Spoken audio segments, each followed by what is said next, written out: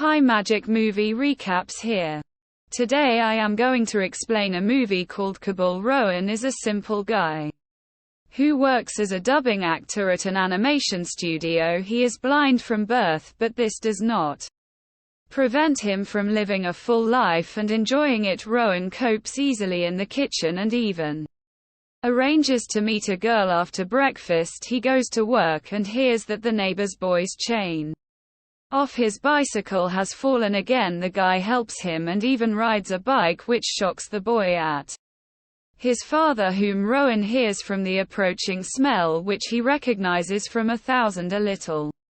Later he, along with his best friend Sofar, goes to a cafe where a blind girl with her friend is waiting for him. The comrade tactfully leads the woman away so that she does not interfere with their conversation. Having met Supriya tactfully refuses the guy in the wedding as she is in no hurry to get married and wants to realize herself as a person. She came to the meeting solely out of respect for her aunt, who kept telling her about Rowan as a fine young man who could impress her. The guy is also in no hurry to get married and does not want to rush Supriya with this, but at the same time he is sure that they have a lot in common. He notices that the life of the blind is pitch darkness, but everyone who finds his person finds light. Supriya gets inspired by Rowan's speech and laughs at his jokes. Zafar notices this and has no doubt that the couple will be fine. A little later,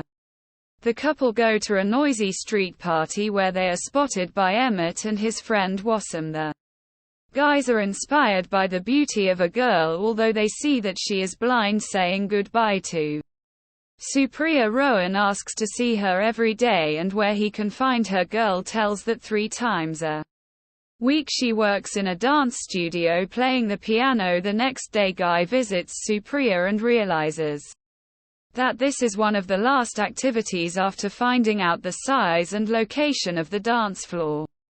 As well as determining the presence of steps, Rowan invites Girl to dance and promises to put on a real show. Supriya is skeptical about this, but soon the guy proves his skills and turns on the audience, as a result of which all those present begin to dance and compliment the beautiful couple. This dance inspires not only the people around but also Supriya, because she understands that next to her is the person with whom she wants to live her whole life. After incendiary dancing, the couple goes to a shoe store without seeing the shoes. Rowan chooses the pair by listening their sound. Thanks to this, he will always hear Supriya and be able to find her in the crowd. Deciding to have a bite, the guy and girl go to a cafe located on the 2nd floor of the shopping center. Roman offers not to take out the wand so that no one pays attention to the fact that his companion is blind. This pleases the girl because she feels awkward, and taking Rowan's hand completely trusts him. The couple are approaching the excavator to go up to the 2nd floor when suddenly the singer who has gathered the audience invites everyone to the stage. This creates a crush that causes Rowan to let go of Supriya's hand and lose contact with her. The girl went up to the 2nd floor but can't find the guy. She is in a panic and feels confused because none of the passersby can help her. Rowan is also unable to find the girl and is faced with the indifference of the mall's patrons. Guy understands that Supriya is worried and decides to take a desperate step. He raises his hand and asks to go on stage, after which he addresses the girl into the microphone so that she can hear where he is. The singer supports the blind couple's love story and enjoys the way they reunite all evening. Rowan tightly holds hand of his beloved, afraid to lose her again. There was never light in his life, but it was only when he let go that he realized what real darkness meant. These gentle words touched the girl and she decided to touch the guy's face to understand how he looks. Rowan does not do this as he fell in love with Supriya from the first minute and her appearance is not the main thing for him. Sometime later, the couple goes to the site where their future apartment is being built. Zafar gives a tour, but at one point he is distracted by a phone call and almost falls down the future elevator shaft. Rowan stops his friend and reminds him that the hole in the floor is 16 paces from the freight elevator. Despite the lack of vision, the guy is perfectly oriented in space, showing Supriya the future living room and bedroom. One of the rooms evokes special sympathy. Because pleasant air with a special aroma comes from the window, this is where Supriya wants to make her bedroom because she loves scented candles and wants to light them every night, creating a romantic atmosphere. It is here that Rowan touches the girl's face for the first time and confesses his love to her. The couple have fun, play in the amusement park, and win prizes based only on sounds and smells. Sometime later, the couple marries and prepares for their wedding night. Zafar takes care of his friend and offers to wait with the children, but Rowan refuses the means of protection. Because the couple has mutual love and the opportunity to have a child is a gift from above, which they are always happy about. Meanwhile, Amit comes to Wasm to pick him up and have a drink at the club. Discussing the blind couple, they envy Rowan, who married the beautiful Supriya, reflecting on how the couple makes love without seeing each other. Wasim's father treats Amit with contempt and asks his son to stay away from him, but the guy does not listen to him. Rowan goes to work and voices the cartoon. Getting another role later, he calls his wife and, changing his voice, introduces himself as a well-known critic who highly appreciated his work. In the evening, the couple meet to discuss their wedding night and the hickeys on their necks that got them in trouble with their bosses. Rowan gives his wife a watch, not knowing that she already has a similar one on the second hand. Upon returning home, Rowan pays for a taxi, and determining the amount of money by the size of the bill exposes the deceitful taxi driver in the Yada meant and was impester the couple, allowing themselves offensive expressions against the girl. Rowan fights back against the bullies and tries to drive them away, while Supriya calls her relatives for help. When relatives go out onto the balcony, they see only the newlyweds as the hooligans manage to escape. The next day, when Rowan went to work, Ayman and Wasim break into his house, covering the girl's mouth. They tie her to the bed and dirtily use Supriya. Hours later, Rowan returns home to find a tied-up wife who has been bullied by two scoundrels. The guy turns to the police and communicates with Inspector Chop. He does not believe the words of the blind because she did not hear the attackers and cannot identify them. Nevertheless, he suggests that the couple go to a clinic so that the girl can undergo a medical examination and prove the attack.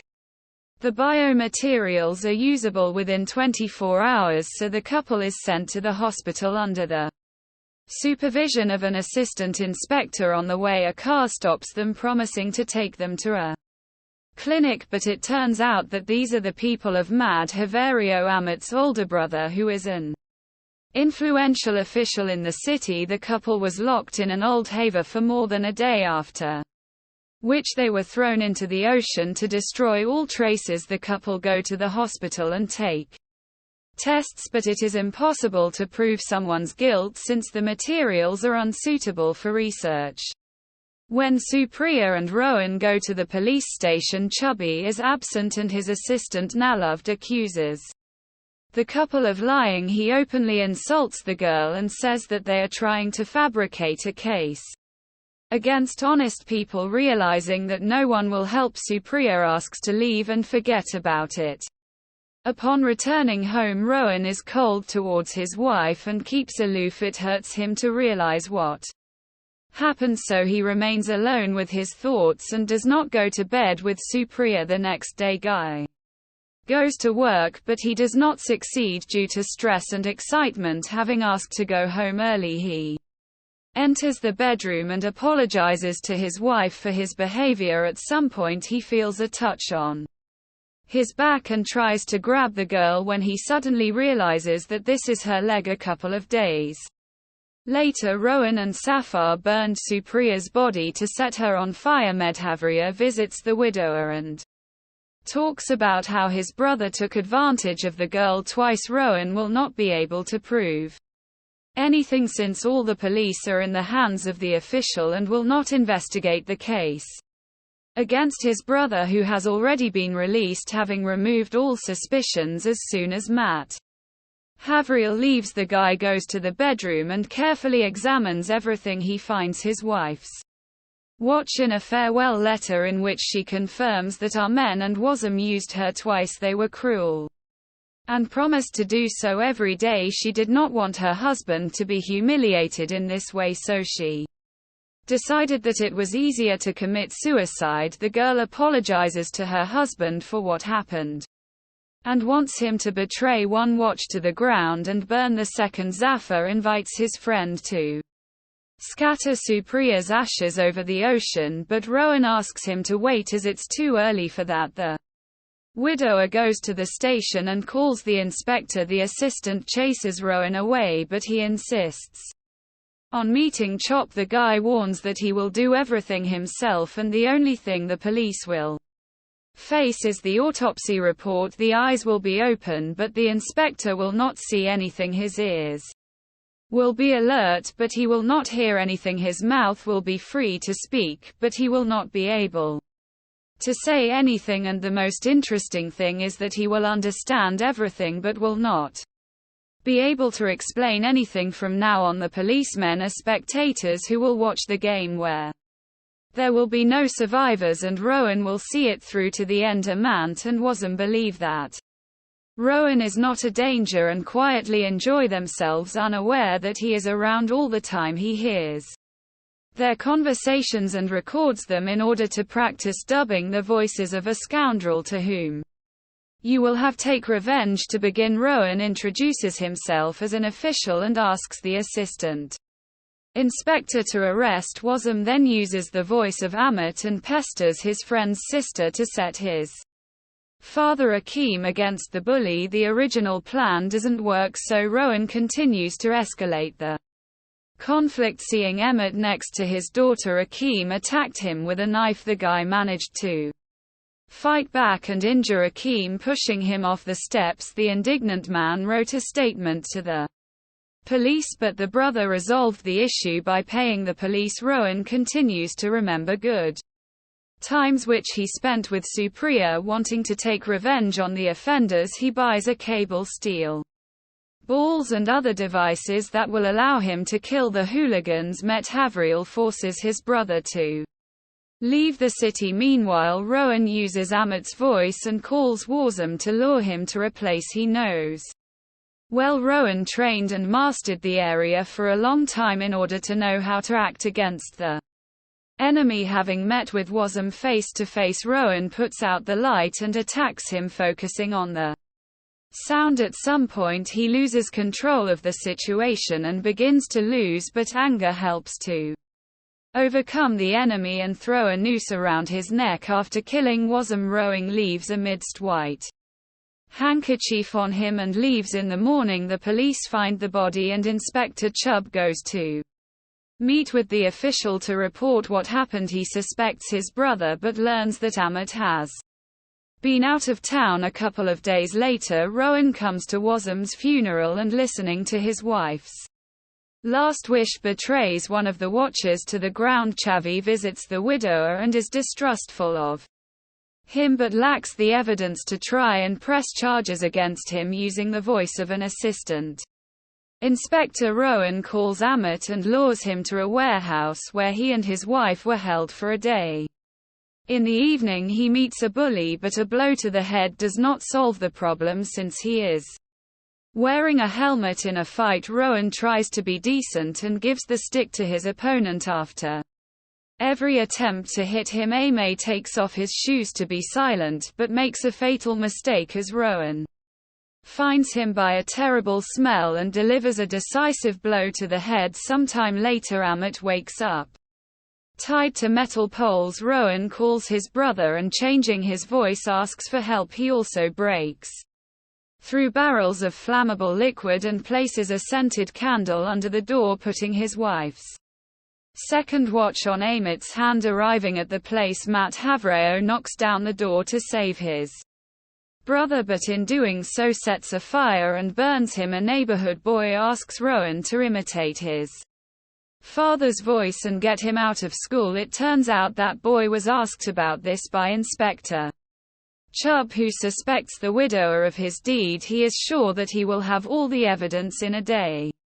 So he puts the guy under house arrest and sends a police squad to his house. Soon Chubb learns that the calls were from one place and comes there, but the store is closed. Waiting for the morning, he goes to Matt Havreau and reports that he knows the name of the killer. The official offers to take all the money from his safe in exchange for a name, but the inspector offers to wait a few more hours. In the morning, Chubb arrives at the pier and meets with Rowan. He knows exactly who is behind the murders, including the official, but asks Guide to explain how he did it. Rowan admits that his friend distracted the cops and the smoke machine allowed him to sneak past them unnoticed, provoking Matt Havreau with the voice of his dead brother. Rowan lured him to the construction site. The official's assistant fell into the elevator shaft and a fight broke out between the men. When they got to the edge, Rowan caught the carbon on the cable, so he survived while Matt Havreau crashed it. Looks like Amit killed a friend. He himself was the victim of an accident and his brother took his own life. The inspector realizes that Rowan did it all and goes to the location where the phone calls were made to prove it. Arriving, Chavi realizes that the seller of the shop is blind, which means that he will not be able to explain anything to anyone. Rowan's revenge is complete, so he scatters the ashes of his dead wife in the ocean. And here movie ends. Thank you for watching and see you tomorrow at the same time.